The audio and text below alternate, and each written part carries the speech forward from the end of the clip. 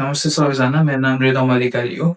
म युकेको लागि र युरोपको लागि थुप्रै डेस्टिनेसन्सहरूको एजुकेसन काउन्सलर हो। आज चाहिँ म हजुरहरूलाई युकेको फाइनेन्सियल रियालिटी कस्तो छ, कस्तो कस्टहरू इन्भल्भ हुन्छ र हाम्रो एउटा टेन्टेटिभ एभरेज कस्तो आउँछ भनेर थोरै एक्सप्लेन गर्न जाँदैछु। फर्स्टमा चाहिँ हाम्रो इङ्ग्लिस ल्याङ्ग्वेज टेस्टको कस्ट आउँछ होइन, त्यो चाहिँ हजुरको अराउन्ड ₹7,000 देखि ₹35,000। ₹7,000 चाहिँ तपाईँको डुओलिङ्गोको लागि मात्रै हो।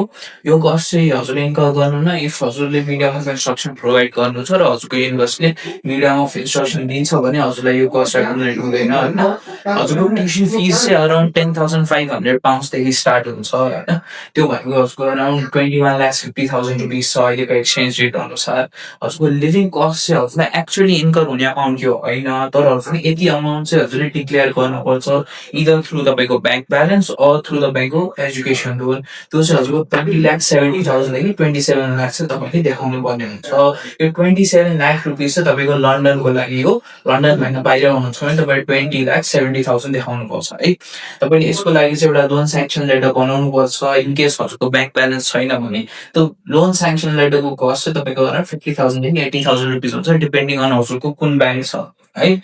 अनि हजुरको भिजा एप्लिकेसन फी भनेको अराउन्ड ₹1,00,000 अप्रोक्स छ अहिलेको एक्सचेन्ज रेट अनुसार। हजुरको एनएचएस तपाईँको हेल्थ इन्स्योरेन्सको लागि हामीले एउटा स्किम भएको छ, त्यो चाहिँ तपाईँको ₹1,50,000 देखि ₹4,50,000 पर्न जान्छ। हजुरको अन्डर ग्रेजुएट गर्नु छ भने £776 हो इन्टु 3, हजुरको स्कटल्यान्ड छ भने इन्टु 4 हो।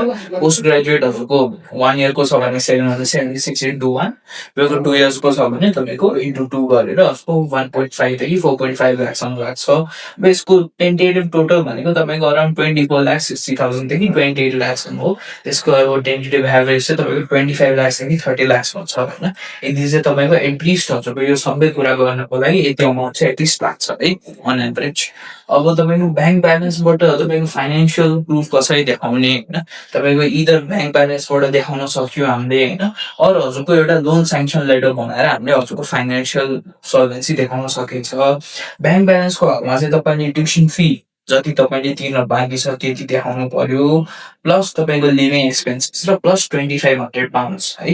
अनि त्यसपछि यसमा चाहिँ हजुरको जति पनि ट्युसन फी पे गर्नुभयो त्यो घटाएर 28 डेजसम्म चाहिँ हजुरले त्यो ब्यालेन्स देखाउनु पर्ने हुन्छ है। तपाईँको लोन स्याङ्सन लेटरको हकमा चाहिँ तपाईँले ट्युसन फी जति तिर्न बाँकी थियो त्यति ट्युसन फी प्लस तपाईँको लिभिङ एक्सपेन्सेस प्लस £2,500 है। अब यसको कस्ट चाहिँ तपाईँको डिपेन्डिङ अन तपाईँको ब्याङ्क 50,000 देखि 80,000 रुपिससम्म पर्न जान्छ।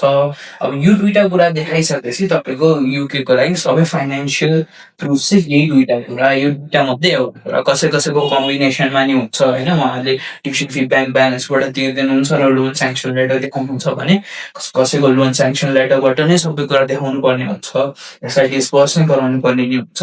अब त्यो तपाईँको केसमा डिपेन्ड गर्छ, तर यो टेन्टेटिभ चाहिँ तपाईँको एभरेज कस्ट पर्न जान्छ युके पढ्नको लागि फर्स्ट इयरको कस्ट है।